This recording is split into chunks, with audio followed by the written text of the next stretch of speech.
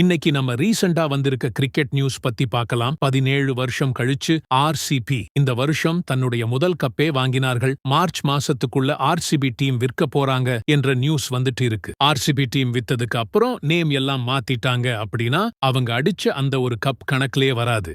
அவ்வளவுதான். இன்னையோட உறவு அந்திருச்சுன்னு வச்சுக்க. மூஞ்சிலி முடிக்க மாட்டேன். சொல்றேன் கேட்டு போங்கயா. போதும்.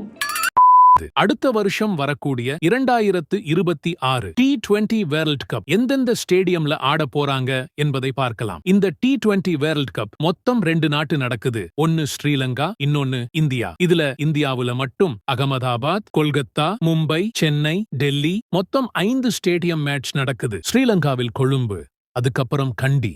மொத்தமாவே 2 ஸ்டேடியம்ல தான் மேட்ச் நடக்குது.